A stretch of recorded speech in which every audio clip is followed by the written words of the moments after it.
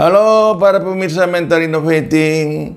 Senang menemui Anda sekalian dalam sesi Mental Innovating edisi yang ke-48. Topik hari ini yang kita bahas adalah mengenai narkoba. Narkoba kita semua tahu ya. Kata narkoba itu adalah kepanjangan daripada narkotika dan obat berbahaya.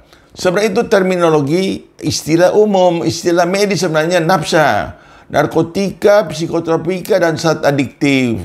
Zat adiktif itu apa? Zat adiktif itu obat-obat yang menimbulkan kecanduan. Seperti apa? Seperti rokok, alkohol, kopi, dan lain-lain. Ya. Nah, kita tahu bahwa narkoba itu berasal dari alam, seperti daun ganja, daun koka, bisa semi-sintetis. Jadi dari alam itu diubah jadi pabrik menjadi zat narkotika ini, atau dari zat-zat kimia oleh pabrik sendiri. Ya. Jadi ini ada Undang-Undang Narkotika Republik Indonesia. Tadinya Undang-Undang Nomor 22 tahun 1997 diperbarui dengan Undang-Undang Nomor 35 2009, memberikan definisi sebagai berikut. Narkoba adalah satu obat atau adalah satu zat atau obat yang berasal dari tanaman atau bukan tanaman, baik sintetis maupun semi-sintetis, yang dapat menyebabkan penurunan atau perubahan kesadaran, hilangnya rasa nyeri, dan menimbulkan ketergantungan. Ya, jadi ketergantungan itu dependen, selalu dibutuhkan, bertutur. Narkoba ini menurut undang-undang dibagi 3 golongan. Golongan 1, golongan 2, golongan 3. Golongan 1 itu apa? Seperti ganja, heroin, putau, sabu-sabu, heroin ya, metadon, dan lain sebagainya ya. Ini bentuknya macam-macam. Ada bentuk pil, ada bentuk cairan, ada bentuk dihirup, dihisap, dibakar, dan lain-lain, atau disuntikan ke dalam intravena. Nah, itu golongan 1. Itu yang dilarang saya, golongan 1. Karena itu untuk penelitian saja. Saya golongan 2. Golongan 2 seperti morfin dengan petidin dipakai dalam pengobatan dokter-dokter, terutama untuk penghilang rasa sakit.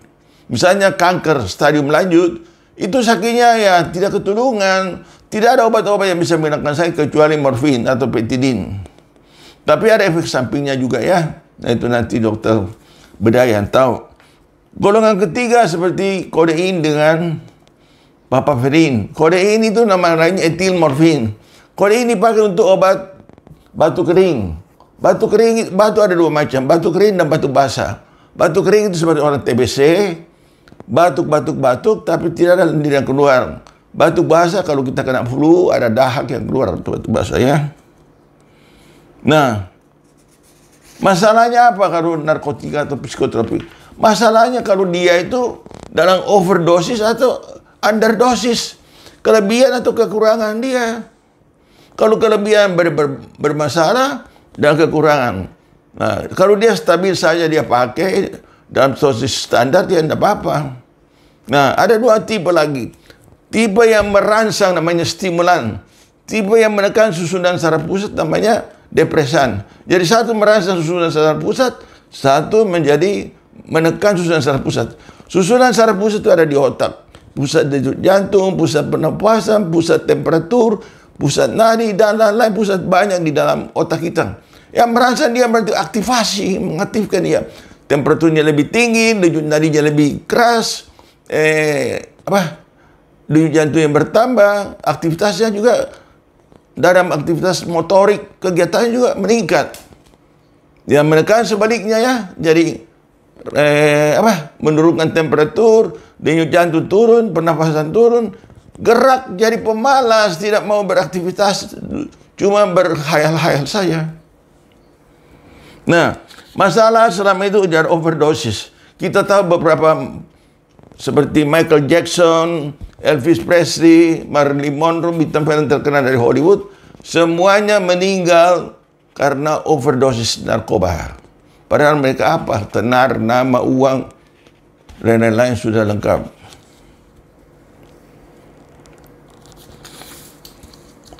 Nah, sekarang kita pindah ke psikotropika.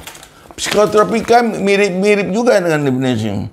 Ialah zat atau obat yang bekerja menurunkan fungsi otak serta merangsang, menstimulan atau menekan susunan saraf pusat yang dapat menimbulkan reaksi berupa halusinasi. Halusinasi itu bayang-bayangan dia lihat yang padahal tidak ada orang, tidak ada dia dengar bayangan atau dia lihat ya. Ilusi, ada orang tapi bertampak lain. Ada benda tapi nampaknya itu ilusi ya. Misalnya orang jalan di kuburan, daun-daun bergoyang, dia kira hantu, padahal itu daun-daun. Itu namanya ilusi ya. Gangguan berpikir. Berpikir bisa salah berpikir serta merubah-rubah perasaan. Perasaannya bisa naik, bisa turun, bisa marah, bisa gembira. Jadi menyebabkan perubahan khas aktivitas mental dan perilaku. Nah, psikotropika ini ada 4 golongan. Golongan 1 itu golongan dari metamfetamin, namanya salah satunya ekstasi. Ekstasi atau LSD atau MDMA. Ini kita tidak uraikan ya. Kedua itu amfetamin sendiri. Nah, berupa sabu ya. Nah, golongan 1, 2 ini karena bersifat toksik dan lain, maka golongan 1, 2 dari psikotropika sudah dimasukkan ke dalam kondisi narkotika. Golongan 3 adalah golongan non-benzodiazepin. Golongan 4 adalah benzodiazepin. Benzodiazepin ini yang banyak sekarang yang orang pakai jenis alprazolam, lorazepam, lexotan, ditropan, dumolid. Itu yang banyak sekali yang orang sekarang pakai. Hanya sehingga pemerintah harus membatasi jumlah pemberian dan kecuali dengan dokter psikiater ada jumlah tertentu yang diperkenankan. Nah, ini golongan 4. Golongan 3 adalah golongan non-benzodiazepin. Apa? Golongan sedativa, golongan seperti hipnotik, ya, untuk obat tidur, esilgan, heximer, sieti, fenobarbital, luminal dan lain-lain. Ini memang terlalu medis kedokterannya. Nah, itu golongan psikotropika 4 golongan. Nah, di Indonesia sudah ada badan narkotika mulai dari provinsi, mulai dari pusat, BNN ya, Badan Narkotika Nasional pusat, provinsi, kabupaten, bahkan mungkin di kecamatan. Nah, cara pengguna bagaimana mereka? Pengguna ada yang menggunakan 1 kali saja, tidak lagi itu cuma coba-coba saja pengguna coba-coba ya. Tapi ada juga pengguna sekali-sekali, occasional user atau situational user. Jadi kalau ada pesta, ada keramaian dia pakai, kalau tidak ya tidak pakai. Ada juga occupational user ya, pengguna ya, sampai pengguna yang tidak tetap itu menjadi pengguna tetap karena menjadi pengguna reguler. Ini nanti jadi misuse, disalahgunakan atau ya kalau dipakai sendiri atau maka diperdagangkan. Ada yang pakai sendiri, ada yang perdagangkan, ada juga memakai dan sambil memperdagangkan.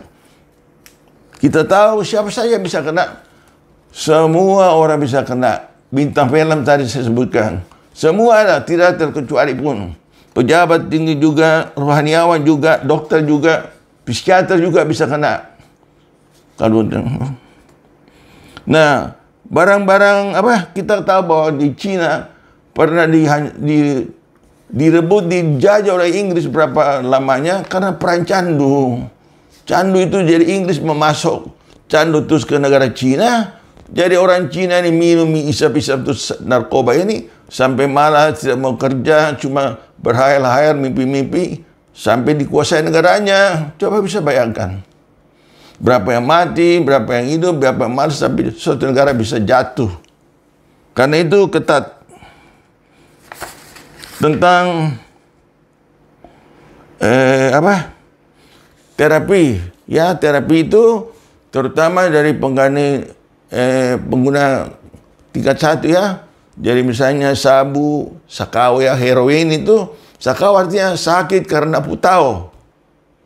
Jadi ada dulu pengobatan secara metadon, kemudian diganti subutex, kemudian subuxone. Ada yang diisap, ada yang disuntik, ada yang pakai intervena. Kemudian menghilangkan sakit memakai tramadol.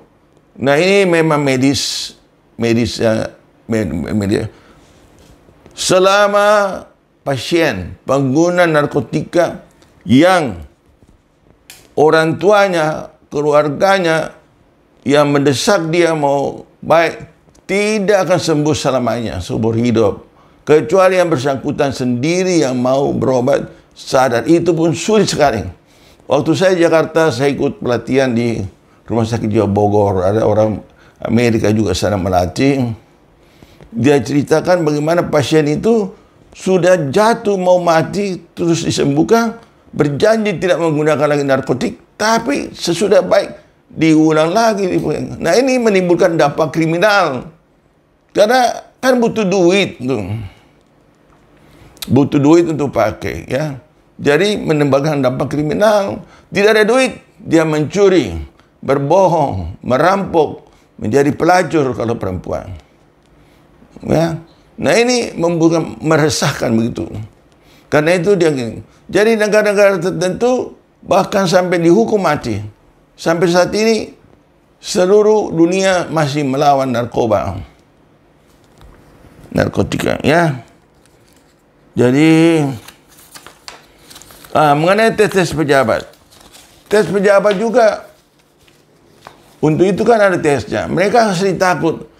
Pasien saya menggunakan alprazolam, sering takut mereka kalau dites urina takut positif. Saya bilang tidak apa-apa. Itu karena yang kamu pakai itu psikotropika golongan 4, bukan narkotika, psikotropika, ya. Yang bisa yang diizinkan legal, dijual di apotek, bisa dengan resep dokter. Tak usah kamu takut. Kalau kamu takut, kalau ada apa-apa telepon sama saya saja. Jadi tes pejabat tidak boleh ada narkotika atau psikotropika golongan 1. Ya, karena seorang pejabat tinggi, pengambil keputusan, orang penting, tidak boleh memakai zat-zat itu karena bisa melemahkan ya posisi atau negara lah. Saya kira demikianlah uraian singkat. Semoga dapat dimengerti. Terima kasih atas perhatiannya. Sampai jumpa di kesempatan berikutnya. Selamat siang.